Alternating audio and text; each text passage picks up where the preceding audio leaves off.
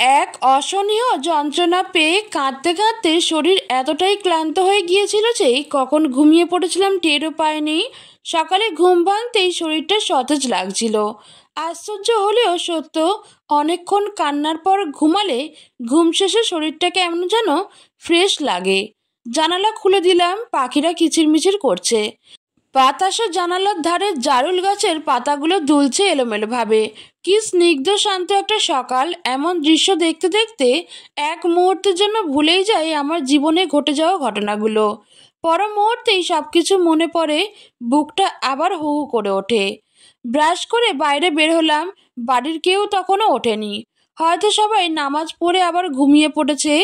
কতদিন হলো ছেলেটাকে দেখি না। নিজের ওপর দিয়ে যা যাচ্ছে সেটা সামাল দিতেই হিমশিম খাচ্ছি। ছেলের কাছে যাওয়ার মতো মানসিকতা, শান্তিও আমার নেই। কবর পাড়ে গিয়ে দেয়াল ধরে এক দৃষ্টিতে তাকিয়ে থাকলাম। গোলাপ জলের বোতলের কিছু অংশ এখনো দেখা যাচ্ছে। দীর্ঘশ্বাস ফেললাম। একটা মানুষের আয়ু যেন সামান্য একটা বোতলের থেকেও কম। মনে মনে কত কথা বললাম ছেলের সঙ্গে। আমি যখন ওর কবরের পাশে আসি তখন ভাবি ও আমার কথা সব শুনছে। আফসোস করে বলি, আজ তুমি বেঁচে থাকলে আমি তোমাকে নিয়েই নির্দ্বিধায় বাকিটা জীবন কাটিয়ে দিতাম। বাড়ি ফিরে দেখি মায়ের রুমে আমাকে নিয়ে কথাবার্তা হচ্ছে। সেদিকে না তাকিয়ে নিজের রুমে ঢুকে গেলাম। মা বাবা বার কয়েক ডাকলেন আমাকে। অবশেষে গেলাম তাদের কাছে। থম মেরে দাঁড়িয়ে গেলাম রোশনকে দেখেই। কখন এলো ও? রোশনকে দেখে বুকের আগুন দ্বিগুণ হয়ে জ্বলে উঠল। কাউকে পরোয়া না করে সোজা নিজের রুমে চলে এলাম। সে পেছন পেছন এসে ঢুকে পড়ল। আমি চিৎকার করে বললাম, বের হও এক্ষুনি! তোমার সাহস কি করে হয় আমার সামনে আসার? তাকে ধাক্কা দিতে লাগলাম। সে আমার হাত ধরে ফেললো, জড়িয়ে ধরে বলল, শান্ত হও প্লিজ। নিজেকে ছাড়িয়ে নেওয়ার শক্তি আমার নেই। তাই গলা নিচু করে বললাম, আমাকে ছেড়ে দাও। যা বলার দূরে দাঁড়িয়ে বলো। সে খাটে বসে বলল, দেখো সুমাইয়া, কত মানুষ আছে যাদের দুই স্ত্রী আছে, তারা একসাথেই সংসার করছে। তোমাকে তো একসাথে থাকতে বলছি না আমি। আমরা বিদেশে থাকবো, কিন্তু তুমি আমাকে ছেড়ে দিও না প্লিজ। খুব ভালোবাসি তোমায়। তুমি না থাকলে আমি নিজেকে সামলাতে পারবো না। আমি ফুঁসে উঠলাম। আমি যাকে ভালোবাসি, যাকে বিয়ে করেছি, হঠাৎ জানতে পারলাম তার স্ত্রী সন্তান আছে। এইটা কত বড় প্রতারণা বুঝতে পারছো? আমি মরে গেলেও তোমার স্ত্রী হয়ে থাকবো না। যে আমার, সে কেবল আমার। সে অন্য কারো এক বিন্দু হলেও সে আমার নয়। রোশন বলল, আমি যদি তাকে ছেড়ে দিই তবে কি তুমি থাকবে আমার সঙ্গে? কোনো কিছুর বিনিময়ে আমি তোমাকে হারাতে চাই না। তুমি যেন চলে না যাও, তাই আমি প্রথমে মিথ্যা বলেছি। বিশ্বাস করো, তোমার প্রতি আমার যে টান, যে মায়া, তার কারো জন্য কখনো অনুভব করিনি। কে কখন কাকে ভালোবেসে ফেলে মানুষ তো জানে না। নিজের অজান্তেই কখন তোমাকে ভালোবেসে ফেলেছি আমিও বুঝতে পারিনি। দয়া করে ক্ষমা করো আমায়। সম্পর্কটা ভেঙো না। আমি জানি আমি ভুল করেছি, কিন্তু একটু বুঝো আমায়। আমি রাগে গলা কাঁপিয়ে বললাম, তোমার কোনো কথা শুনবো না আমি। কারো কথা শুনবো না। যদি সেটা তোমার কাছে ফেরার কথা হয়। যারা বিবাহিত পুরুষকে দ্বিতীয় স্বামী হিসেবে গ্রহণ করে, আমি তাদের ঘৃণা করি। আমি ওরকম হতে পারি না, হতে চাই না। তোমাকে মেরে টুকরো টুকরো করলেও আমার দুঃখ কমবে না। দয়া করে সরো আমার চোখের সামনে থেকে। সে ফিসফিস করে বলল, তুমি যদি আমার না হও তবে আমাকে মেরে ফেলো। তোমায় ছাড়া বেঁচে থাকার মানে নেই। আমি হু হু করে হেসে উঠলাম। রোশন পাগল হয়ে গেছে নাকি আমি পাগল হয়ে গেছি বুঝে উঠতে পারছিলাম না। কী সব বলছে সে? ভালোবাসা নাকি আমাকে? চোখ কঠিন করে বললাম, অনেক হয়েছে, এবার বের হও। এক সেকেন্ডও দাঁড়াবে না এখানে। জোর করে ঘর থেকে বের করে দিলাম তাকে। দরজা বন্ধ করে দিলাম। বিছানায় উপর হয়ে কাঁদতে লাগলাম। যতই রাগ করি না কেন, মন বলে রোশন আমাকে সত্যিই ভালোবাসে। আমি অনুভব করি সেটা। আর সে সত্যি সত্যি ভালোবাসলেও তার সঙ্গে থাকা আমার পক্ষে সম্ভব না। তার একটা বাচ্চা আছে। যদি জাকিয়া জানতে পারে আমরা আবার এক হয়েছি, সে কি করবে কে জানে। মেয়েটা প্রচণ্ড স্বার্থপর। আর আমি নিজেও এই সম্পর্ক মেনে নিতে পারবো না। সবসময় মনে হবে ওর আরেকজন স্ত্রী আছে, ও তাকে ছোঁয়, তার সঙ্গে রাত কাটায়, খুব কাছাকাছি হয়। এসব ভাবলে না মরেও নরকের যন্ত্রণা সহ্য করতে হবে আমাকে। প্রতিদিন ধুকে ধুকে মরতে হবে। তার চেয়ে একেবারেই কাঁদতে কাঁদতে মরে যাওয়া ভালো। রোশন একটা ছেলে, তার চিন্তা আমার করে লাভ নেই। সে যখন জাকিয়ার কাছাকাছি যাবে তখন আর কিছুই মনে থাকবে না। আমি যে ছিলাম তার জীবনে সেটাই ভুলে যাবে। তাই এই সম্পর্ক এখানেই শেষ। রোশন ব্যর্থ হয়ে চলে যায়। আমি জানলার পাশে দাঁড়িয়ে তার চলে যাওয়া দেখি বুকটা ছিঁড়ে যাচ্ছিল। ভীষণ মায়া লাগছিল। মনে হচ্ছিল এক্ষুনি দৌড়ে গিয়ে তাকে জড়িয়ে ধরি, বুকের উপর মুখ রেখে বলি, অসম্ভব ভালোবাসি তোমায়। বাড়ির সবাই আমার বিপক্ষে, কেউ ভালো করে কথা বলে না। মনে হয় আমি যেন একটা উটকো ঝামেলা। সবাই কথা ছিল রোশনকে যেন মেনে নেই। ওর ব্যবহার, ওর চোখের ভাষা সবই দেখে যে কেউ বলবে যা হয়েছে ভুলে যাও, ছেলেটাকে ক্ষমা করে নতুন করে শুরু করো। কিন্তু আমি পারিনি, পারবো না। তার প্রতি ভালোবাসা এখনো আছে আমার, তবুও তার থেকে যোজন যোজন দূরে থাকবো আমি। বাড়ির লোকজনও যখন আমাকে চায় না, এড়িয়ে চলে, তখন আমি বা কেন তাদের চোখের সামনে থাকবো? আমি আবার প্যারিসে ফিরে এলাম। আসার আগে বাড়ির লোককে বললেও কেউ ভালো করে কথা বলেনি, এমনকি মাও না। মাঝে মধ্যে হাসি পায় অনেক। মনে হয় জীবনে দুর্ঘটনা না ঘটলে, এক জীবন পার হয়ে গেলেও আমি মানুষ চিনতাম না, বুঝতে পারতাম না আপনজন ও পর হয়। প্যারিসে আসার আগের দিন ডিভোর্স লেটার পাঠিয়ে দেই রোশনের ঠিকানায়। অনেকে হয়তো ভাববে আমি তাকে শাস্তি না দিয়ে কেন এত সহজে ছেড়ে দিলাম। মায়া কি জিনিস যারা জানে না তারাই এমনটা বলবে। অনেকবার ভেবেছি তাকে শাস্তি দিয়েই ছাড়বো, কিন্তু ভাবনাটা বাস্তব করতে পারিনি।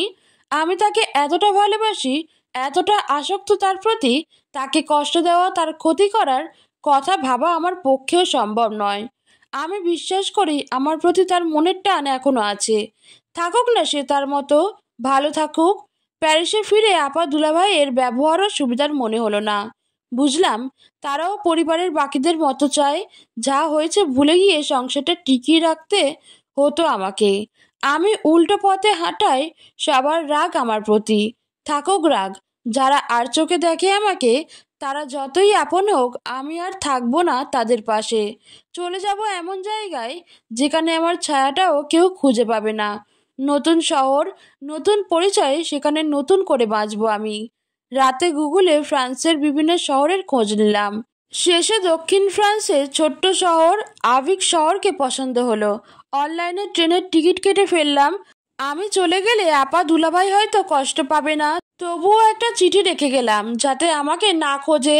সকালে ব্যাগ গুছিয়ে রওনা দিলাম নতুন শহরের পথে। 4 ঘন্টার জার্নি শেষে এসে পৌঁছালাম আভিক। দু হাতে ট্রলি ব্যাগ, গায়ে কালো ওভারকোট জড়িয়ে হাঁটছি। পাশ দিয়ে বয়ে চলা রোন নদীর কুয়াশা মাখা বাতাসের ঝাপটা গায়ে লাগছে। একটু থেমে প্রাণ ভরে শ্বাস নিলাম। হাঁটতে হাঁটতে দূরে একটা বুক শপ দেখলাম। ভাবলাম ওখানে গিয়ে হয়তো ভাড়ার বাড়ির খোঁজ পাওয়া যাবে। কিন্তু দোকান অবধি যেতেই হলো না। তার আগে চোখে পড়লো একটা কাঠের বোর্ড লেখা রুম ভাড়া দেওয়া হবে। বোর্ডটা একটা পুরনো দুতলা বাড়ির সামনে ঝুলছে। আশার আলো চোখে নিয়ে বাড়িটার সামনে গিয়ে দাঁড়ালাম। দুরু দুরু বুকে বেল বাজালাম। মুহূর্তে দরজা খুলে এক বৃদ্ধা বের হলেন। ঠোঁটে হালকা হাসি, চোখে মায়া। ইংরেজিতে বললেন, কি চাই? আমি তার ভাষার জবাব দিলাম, বাসা ভাড়া দেওয়া হবে, আমি একটা রুম চাই। তিনি বললেন, ভেতরে আসো, কথা বলি। তোমার নাম কি? কোথা থেকে আসছো? প্যারিস থেকে। প্যারিস থেকে কেউ এই ছোট্ট শহরে আসে না সচরাচর। কি বলবো বুঝতে পারছিলাম না। সত্যি বলতে হয়তো রুম ভাড়া দেবেন না, সত্যি পরে বলা যাবে। এখন একটা আশ্রয় দরকার। বললাম, পর্যটক হয়ে এসেছি, শহরটা ঘুরে দেখতে চাই। পরিচিত কেউ নেই, 1 মাসের জন্য রুমটা চাই। নাম? 1 সেকেন্ড ভেবে বললাম, আমার নাম ক্লারা। ঢোক গিললাম গোপনে। এখন থেকে এই নতুন শহরে আমি ক্লারা, ক্লারা হয়েই থাকবো। তিনি একটু চিন্তিত হয়ে বললেন, তুমি বিদেশি? দেখতে তো বাঙালি মনে হচ্ছে। হেসে বললাম, মা বাঙালি, বাবা ফ্রান্সের। হেসে বললেন, আমি মাদাম এলিয়া। আসো রুমটা দেখিয়ে দেই। আমি একাই থাকি, এক ছেলে আর এক মেয়ে আছে। ওরা প্যারিসের বিশ্ববিদ্যালয়ে পড়ে। উপরে ভাড়াটিয়ারা থাকে। তুমি যেহেতু মেয়ে, তোমাকে নিচতলায় আমার রুমের কাছের রুমটা দিচ্ছি। রুমটা দেখে চোখ জুড়িয়ে গেল আমার। সাদামাটা হলেও অদ্ভুত সুন্দর, শান্ত, নিরাপদ। মাদাম এলিয়া সেই রুমের জানলা খুলে দিলে আমি অবাক হয়ে গেলাম। জানলার পাশেই সেই রোন নদীটা। জানলা দিয়ে রোন নদীর জলরাঙা ছায়া দেখা যাচ্ছে। শাঁ শব্দে নদীর জল বয়ে যাচ্ছে। বাতাসের ঝাপটায় রুমের পর্দা দুলছে বাতাসে। আমি স্তব্ধ হয়ে এক মুহূর্তের জন্য হারিয়ে গিয়েছিলাম দৃশ্যে। অসম্ভব সুন্দর। মাদাম এলিনার প্রশ্নেই ঘোর ভাঙল আমার। তিনি মৃদু হেসে জানতে চাইলেন, পছন্দ হয়েছে? উচ্ছ্বাসিত হয়ে বললাম, অনেক অনেক পছন্দ হয়েছে। ওকে, বিশ্রাম নাও। এত অন্ধকারের পর এই আলোর দেখা পেয়ে মনে হলো বুকের ভেতর জমে থাকা ভারটা একটু হালকা হলো। ঠিক করলাম পেছনে ফিরে আর তাকাবো না। মন পুড়লেও না। আমার কেউ ছিল না, না আমি কারো ছিলাম। এখন থেকে আমি শুধুই ক্লারা। বিছানায় গানা এলিয়ে জানলার পাশে দাঁড়িয়ে চোখ বন্ধ করে বাতাস গায়ে মাখতে মাখতে মনে হলো এই শহর, এই নদীর পাড়ে, এই ছোট্ট রুমেই আমি বাকিটা জীবন কাটিয়ে দিতে পারবো অনায়াসে। রাত গভীর হলো। নদীর বয়ে যাওয়া ঢেউয়ের উপচে পড়া শব্দ কানে বাজতে লাগলো। নির্জন বাতাস হু হু করে ঢুকে যখন আমাকে ছুঁয়ে দিল, আমার মন তখন অস্থিরতায় ডুবে গেল। নতুন জায়গা, নতুন সব কিছু। আমার আশেপাশে আমার আপন কেউ নাই। গহীন জঙ্গলের মধ্যে মনে হলো আমি একাকী আছি। সব থেকেও আমার কেউ নেই। আমি নিজেকে সামলাতে পারিনি। হু হু করে উচ্চস্বরে কেঁদে উঠলাম। মনে হচ্ছিল যত কাঁদতে পারবো ততই আমার শান্তি। আমার কান্না বোধহয় মাদাম শুনেছেন। তিনি এসে অবাক হয়ে আমার দিকে তাকিয়ে জিজ্ঞেস করলেন, কি হলো, তুমি কাঁদছো কেন এত রাতে? কোনো উত্তর দিতে পারিনি আমি। কান্নার গতি আরো বাড়ল। মাদাম এবার আমার কাছে বসে সান্ত্বনা দিতে লাগলেন। শোনা বাচ্চা, কাঁদে না। বলো কি হয়েছে? শরীর খারাপ লাগছে? মা বাবাকে মিস করছো? মাথা নাড়ালাম না। তাহলে বলো কি হয়েছে? বলে তিনি আমার চোখের জল মুছে দিতে লাগলেন। আমি ওনাকে আচমকা জড়িয়ে ধরলাম। দু হাত দিয়ে মাদামও আমায় আগলে নিলেন। পিঠ চাপড়ে বললেন, কেঁদো না আর। কান্নার কারণ আমাকে বলতে পারো। আমি চোখ মুছে নড়ে চড়ে উঠলাম। মাদামকে নিয়ে দরজা খুলে বাইরে বসলাম। নদীর তীর থেকে ঠান্ডা বাতাস হু হু শব্দে আসছিল। স্কার্ফ দিয়ে দুজনে ভালো করে মাথা ঢেকে নিলাম। মাদামকে বড় আপন আপন লাগছে। কেমন যেন ভরসা খুঁজে পাচ্ছি ওনার মধ্যে। আমি নির্দ্বিধায় ওনাকে সব বললাম। আমার সাথে ঘটে যাওয়া সব সব শুনে উনি গম্ভীর হয়ে বসে রইলেন। ভয় লাগতে লাগলো আমার। সব সত্যি জানার পর উনি হয়তো বের করে দেবেন আমায়, কিন্তু এমনটা হয়নি। উনি আমাকে অবাক করে দিয়ে আমার হাত ধরে বললেন, যা হবার হয়েছে। সব ভুলে যাও, মুছে দাও মন থেকে। নতুন করে সব শুরু করার ইচ্ছে যখন করেছো, তাহলে তুমি পারবে। যে ইচ্ছে করে সামনে আগায় সেই পারে। তুমি আমার বাসায় যতদিন ইচ্ছা থাকতে পারো। আরেকটা কথা, তোমার যদি খুব একা লাগে তুমি আমাকে মা বলে ডাকতে পারো, মায়ের চোখে দেখতে পারো। আবেগে আপ্লুত হয়ে গেছি আমি মাদামের কথায়। এ যেন মেঘনা চাইতেই জল। আমি খুশিতে উনার হাত আঁকড়ে ধরে চুমু খেলাম। এই অসম্ভব সুন্দর পরিবেশ ছেড়ে ঘরে আর যেতে ইচ্ছা করলো না আমার। বাকি রাত আমরা নানা রকম গল্প করে সেই জায়গায় কাটিয়ে দিলাম। সকালে উঠে জবের খোঁজে বের হলাম। কফি শপ, বুক শপ, এইসব জব আমার কাছে কমফোর্টেবল মনে হয়। এরকম কয়েকটা সিভি জমা দিলাম। 2 দিন অপেক্ষা করার পর একটা কফি শপে চাকরি হয়ে গেল। মাদামও খুশি। সকালে উঠে নাস্তা বানানোর আগে দেখি মাদাম আমার জন্য নাস্তা নিয়ে হাজির। সবসময় তিনি অমন করেন। এমন করো কেন বললে তিনি অভিমানী মুখ নিয়ে বলেন, আমাকে মা মানিস তো? মায়েরা তো এমনই হয়। আমিও মাঝে মাঝে রাতের বেলা বাঙালি খাবার রান্না করি। মাদাম টুকটাক খান, বলেন ভালো লাগছে। সব থেকে বিকেলে ফেরার সময় দেখি রোন নদীর পাশে অনেক পর্যটক। গোধূলি নীরব হাওয়া, শান্ত পরিবেশ, এইসব কিছু একবার চক্ষু গোচরণ করে আমিও আর লোভ সামলাতে পারিনি। ঘাসের উপর রাখা একটা কাঠের বেঞ্চে গিয়ে বসে পড়ি। পর্যটক অনেক। তারা গল্প করছে, কথা বলছে, আড্ডা দিচ্ছে, ছবি তুলছে। আমার পরিচিত কেউ নেই এখানে। আমি চুপচাপ নদীর পানে চেয়ে রইলাম। আমার পুরনো সব কিছু একে একে মনে পড়তে লাগলো। যত বলি ভুলে যাব, তবুও মনে পড়ে। সবার কথা মনে পড়ে, তখন কলিজা কাঁদে। এই মুহূর্তে সবার আগে আমার ছেলের কথা মনে পড়ছে। চোখ বন্ধ করলেই ছেলের কবরের প্রতিচ্ছবি ভেসে ওঠে। কতদিন দাঁড়ায়নি গিয়ে তার কবর পাড়ে। মা, বাবা, ভাই, ভাবি সবাইকে মিস করি আমি। তারা কি জানে তাদের ছাড়া এক একটা দিন আমার নরক যন্ত্রণার সমান। আর রোশান যাকে ভালোবাসতাম তার কথা আমি মাথা থেকে সরাতেই পারি না। বারবার মনে হয় একবার তার সাথে কথা কই। মনে প্রশ্ন জাগে অনেক, সে কি আমায় মিস করে, নাকি বউয়ের তাবিজ করাতে আমাকে তার মনেই নেই। তারা সবাই কি এটা ফিল করছে? একটা জলজ্যান্ত মানুষ সবার থেকে হারিয়ে গেল। খোঁজ করেছে আমার জন্য একটুখানি কষ্ট হয় তাদের? হয়তো হয়, নয়তো হয় না। গভীর এক দীর্ঘশ্বাস বেরিয়ে এলো বুক থেকে। আজকের রাতটা অপূর্ব, চাঁদনি রাত। চাঁদের আলোয় ভেসে যাচ্ছে চারিদিক। মন কাড়া ঠান্ডা বাতাস বইছে অবিরাম। আমি রুমের লাইট অফ করে জানলার গ্রিল ঘেঁষে দাঁড়িয়ে রইলাম। চুলের বেনি খুলে দিলাম। খোলা চুলে বাতাসের ঝাপটায় চুল এলোমেলো হয়ে যাচ্ছে। বিষয়টা বেশ ভালো লাগছে আমার। নদীর জলে চাঁদের আলো ঝিকিমিকি করছে, যেন সোনা ছড়িয়ে পড়ছে জলের বুকে। এই শান্ত সৌন্দর্য মন ছুঁয়ে যাচ্ছে আমার। অনুভব করলাম প্রাকৃতিক সৌন্দর্য উপভোগ করতে সবসময় কারো সঙ্গে থাকা লাগে না। একাকিত্ব অনেক সময় ভয়ঙ্কর সুন্দর জিনিস উপহার দেয়।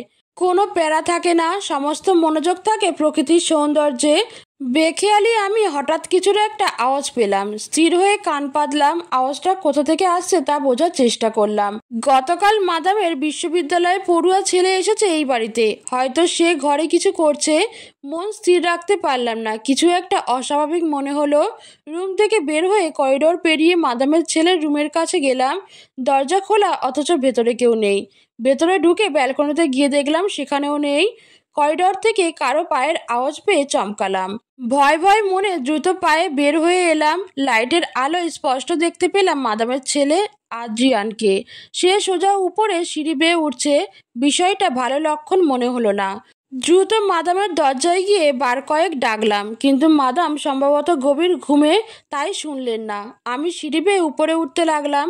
কোথাও ছেলেটা নেই। চোখ গেল ছাদের দরজার দিকে। দরজা খোলা। আজব লাগলো, এত রাতে ছেলেটা ছাদে কি করছে? পরে মনে হলো অনেক রাতে ছাদে পায়চারি করতে ভালোবাসে, সেটাই হয়তো। তবুও কৌতূহল থামাতে পারলাম না। ধীর পায়ে ছাদে উঠলাম। কনকনে ঠান্ডা হাওয়া গায়ে এসে লাগতেই মনে হলো ওভারকোট ছাড়া এখানে আসা উচিত হয়নি। চোখ ফেরালাম চারপাশে। এক কোনায় আদ্রিয়ানকে দেখে আঁতকে উঠলাম। সে ছাদের কার্নিশে একদম কাছে দাঁড়িয়ে। বুক কাঁপতে লাগলো আমার। মনে হলো ছেলেটা কি আত্মহত্যা করতে চাইছে। ব্যস্ত পায়ে ছুটে গেলাম। ছেলেটা এক পা ছাদে বাইরে ফেলতেই ঝট করে ধরে ফেললাম তার হাত। ভার সামলাতে না পেরে দুজন একসঙ্গে ছাদের উপর পড়ে গেলাম। শ্বাস উঠানামা করতে লাগলো আমার। তবু স্বস্তির নিঃশ্বাস ফেললাম। যাক, মানুষটাকে অন্তত আত্মহত্যা করতে দেয়নি। আদ্রিয়ান অবাক চোখে তাকিয়ে রইল আমার দিকে। তারপর প্রশ্ন করলো ইংরেজিতে, কে তুমি? আমাকে মরতে দিলে না কেন? পাগল হয়েছেন আপনি? মরে যাবেন কেন? তার কৈফিয়ত জানতে চাইতেই সে বলল, তোমাকে কৈফিয়ত দেব না। তুমি কে, আর এত রাতে এখানে কেন? আমি শান্ত গলায় বললাম, আমি আপনাদের বাসায় থাকি। দিনে কফি শপে কাজ করি, তাই আপনার সাথে দেখা হয়নি। মাদামের সাথে আমার ভালো সম্পর্ক আছে। সে মুখ ঘুরিয়ে বলল, ও, এবার যান নিজের ঘরে। আপনাকে না নিয়ে যাব না, বললাম আমি। আজব মেয়ে তো, যান বলছি, ধমক দিল সে। ধমক গায়ে মাগলাম না আমি।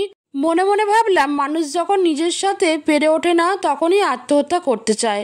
নিশ্চয়ই আদ্রিয়ানও এমন কোনো ভয়াবহ যন্ত্রণার ভেতর দিয়ে যাচ্ছে। এখন যদি চলে যায় অঘটন ঘটিয়ে ফেলবে সে। শরীরের সব জোর দিয়ে শক্ত করে পিছন থেকে আদ্রিয়ানকে ধরে ফেললাম। এরকম জোর করেই তাকে নিচে নামিয়ে আনলাম। সে বিড়বিড় করে বলছিল, পাগল পাগল। মাদামের দরজার সামনে এসে থামলাম। অবশেষে আমার ডাক মাদামের কর্ণগোচর হলো। তিনি দরজা খুললেন। আমি আদ্রিয়ানকে মাদামের সামনে ঠেলে দিলাম আর পুরো ঘটনা খুলে বললাম। সব শুনে মাদাম কান্নায় ভেঙে পড়লেন। আদ্রিয়ান মাদামকে শান্ত করার চেষ্টা করতে লাগলো। আমি চুপচাপ রুমে চলে এলাম। হিটার অন করে শুয়ে পড়ে যাচ্ছি। এমন সময় দরজায় টোকা পড়ল। কে, জিজ্ঞেস করলাম। বাইরে থেকে উত্তর এলো, আমি আদ্রিয়ান, দরজা খুলবে? আমি উঠে দরজা খুললাম। আদ্রিয়ান বলল, তুমি আমার বন্ধু হবে? আচমকা এমন প্রস্তাবে আমি চমকালাম। কিছুক্ষণ চুপ থেকে বললাম, হব। আমার সাথে ব্যালকনিতে গিয়ে বসবে একটু? কিছু শেয়ার করতে চাই তোমার সাথে। ওকে, বললাম। গায়ে ওভারকোট জড়িয়ে বের হলাম। পাশাপাশি দুটি চেয়ারে বসে পড়লাম আমরা। আদ্রিয়ান সব খুলে বলল। প্রেমজনিত কষ্ট, প্রেমিকা ছেড়ে অন্য সম্পর্কে চলে গেছে, তাই সে আর বাঁচতে চায় না। আমার মনে হলো আমার সাথে ঘটে যাওয়া সব বলি তাকে। আমি আমার জীবনের কষ্টের কথা বললাম। তারপর জিজ্ঞেস করলাম, আমার কষ্টের তুলনায় কি আপনার কষ্ট বেশি হয়ে গেল? আমি তো একবারও মরার কথা চিন্তা করিনি, বরং শান্তিতে বাঁচার জন্য কত লড়াই করেছি। আমার কথায় সে ভরসা পেল, বলল, মন খারাপ হলেই তোমার সাথে কথা বলবো, কেমন? অনেক হালকা লাগছে তোমার সাথে কথা বলে। তুমি অনেক জোশ মেয়ে, এবার রুমে চলে যেতে পারো, আমিও ঘুমোবো। মাদাম আর আদ্রিয়ানের সাথে আমার একটা ভালো সম্পর্ক হয়ে গেল, খুব ঘনিষ্ঠ সম্পর্ক। এখন আমার সময় দিব্যি চলে যায়, এত একা আর লাগে না। তবুও বাড়ির কথা খুব মনে পড়ে। বলতে মনে নাই, গত সপ্তাহে পত্রিকায় হুট করে দেখি আমার ছবি। পত্রিকাটা মাত্র একজন শপে দিয়ে গিয়েছিল। রোজ পত্রিকায় চোখ বুলানো আমার অভ্যাস, তাতে একটু চোখ বুলিয়ে সন্ধান চাই এমন একটা কলামে আমার নাম আর ছবি দেখে চমকে উঠি। আমি দ্রুত সেটা লুকিয়ে ফেলি। এমনিতে আমি তেমন একটা বাইরে যাই না। শপ আর বাসা আর নদীর ঘাট, এই হলো আমার সীমানা। তার উপর মুখে মাস্ক থাকে, তাই কেউ চিনতে পারেনি, আর পারবেও না। তবুও সেই সন্ধান চাই কলামটা দেখার পর থেকে অস্থিরতা লাগছিল প্রচণ্ডভাবে। কে আমার খোঁজ করলো, আপা নাকি রোশান? সেখানে যে নাম্বার দেওয়া ছিল সেটা আননোন নাম্বার, চিনতে পারিনি। কয়েকদিন আমার ঘুম হারাম হয়ে গেল। বাড়ির কথা এত বেশি মনে পড়তে লাগলো যে বলার মতো না। বারবার মা আর বাবার মুখ চোখের সামনে ভেসে উঠতে লাগলো। নিজের ভেতর খুব খারাপ লাগতে লাগলো। মনে হতে লাগলো মা তো কম কষ্ট করে বড় করেননি আমাকে। হয়তো দু একটা কথা বলেছেন রাগের মাথায়, তা বলে মায়ের ওপর এত রাগ করা ঠিক হয়নি। হয়তো আমার কথাও মায়ের খুব মনে পড়ে। তাদের সাথে যোগাযোগ করার জন্য আমার ভেতরটা এমন এক অস্থিরতা শুরু করলো যে নিজের ব্যালেন্স ঠিক রাখতে পারলাম না। ঠিক করলাম যোগাযোগ করব, না করলে মন শান্তি পাবে না। এদিকে ভেঙে পড়া আদ্রিয়ানকে বন্ধু হয়ে পাশে থেকে সামলে দেওয়ার পর সে আমার প্রতি মুগ্ধ হয়ে পড়ল। আদ্রিয়ান অবাক করা চোখে তাকিয়ে থাকলো আমার দিকে। রোজ ফুল এনে দিত, মুখে কিছু বলতো না, আবার কখনো অসম্মানও করেনি। তার চোখের দিকে তাকিয়ে আমি সব বুঝতে পারতাম, সব পড়ে ফেলতাম। এসব দেখে আমি তার সাথে কথা বলা কমিয়ে দিলাম, দূরত্ব বাড়ালাম। সে আবার প্যারিসে ফিরে গেল। এক ছুটির দিনের বিকেলে মাদাম আর আমি রোন নদীর পাশে বেঞ্চে বসেছিলাম। মাদাম তখন আমাকে ডেকে ইতস্তত করতে লাগলেন, আর চোখে পরখ করলাম সেটা। পরে উনার হাত ধরে হেসে বললাম, নিশ্চয়ই কিছু বলতে চান আমাকে? এমন না করে বলে ফেলুন নির্দ্বিধায়। মাদাম একটু ইতস্তত করে বললেন, আদ্রিয়ান তোমাকে বউ বানাতে চায়। কি? বলে কয়েক সেকেন্ড স্তব্ধ হয়ে গেলাম আমি। বিয়ের কথা মনে পড়তেই আগে বিয়েগুলোর কথা মনে পড়ে গেল। মুখে তাচ্ছিল্যের হাসি আসলো অটোমেটিকভাবে। মাদামকে বিনয়ের সুরে বললাম, আপনি তো জানেন আমার সব কিছু। জীবন আমাকে কতভাবে পরীক্ষা করেছে, কতবার মানুষ আমাকে ঠকিয়েছে। আমি আর বিয়ের সাথে জড়াতে চাই না, প্লিজ। মাদাম আমাকে অনেক কিছু বুঝালেন, বললেন, তোমার মনের অবস্থা সব বুঝতে পারছি, কিন্তু জীবনে একা থাকা যায় না। যারা বলে যায় তারা আবেগের বশে বলে। আজ তুমি ইয়াং মেয়ে, কাল তোমার বয়স বাড়বে, তখন তোমার শক্তি থাকবে না। তখন তোমার আশ্রয় কি হবে? কার ভরসায় তুমি থাকবে বলো? শোনো মেয়ে, তোমার থেকে আমার অভিজ্ঞতা অনেক আছে জীবন নিয়ে। জীবনকে শেষ একবার সুযোগ দিয়ে দেখো। আদ্রিয়ানকে আমি জন্ম দিয়েছি, আমি জানি আমার ছেলে কেমন। তুমি তার জীবনে নতুন আলো এনেছো। হয়তো আমি বেঁচে থাকবো না, কিন্তু আমি হেল্প করে বলতে পারি তার সাথে তুমি ভালো থাকবে, সুখে থাকবে। হয়তো তোমার জীবনে এত কিছু হয়েছে যাতে তুমি আদ্রিয়ানের কাছে আসতে পারো, একজন সঠিক মানুষের কাছে। মায়েরা মিথ্যা বলে না কখনো। আমার কথা তুমি রাখো। আমি কিছু বলার মতো পাচ্ছিলাম না। মাদামের একটা কথাও ফেলে দেওয়ার মতো ছিল না। আবার আমার ভেতর থেকে আমি নতুন করে বিয়ে মেনে নিতে পারছিলাম না। অনেক কষ্টে জীবনটাকে একটু গুছিয়ে নিয়েছি। আবার যদি ঠকি, তাহলে হয়তো জীবন এখানেই ইতি টানতে হবে আমার। তাছাড়া ভেতর থেকে সব অনুভূতিগুলো মরে গেছে অনেক আগেই। মাদাম আমাকে সময় দিলেন ভেবে দেখার জন্য। আমি সারা রাত ভাবলাম। একবার মনে হলো মাদামের কথা শুনি, আবার মনে হলো এইসব এলোমেলো চিন্তা মাথা থেকে ঝেড়ে ফেলে আবার কাজে মন দিলাম। মাদামও আর জোর করলেন না। বছর খানেক কেটে গেল। এর মধ্যে আদ্রিয়ান অনেকবার এসেছে, শুধু ভালো মন্দ কথা ছাড়া আমাদের আর কথাই হয়নি। একদিন মাদাম ঘোরতর অসুস্থ হয়ে পড়লেন। তাড়াতাড়ি হাসপাতালে নিয়ে গেলাম।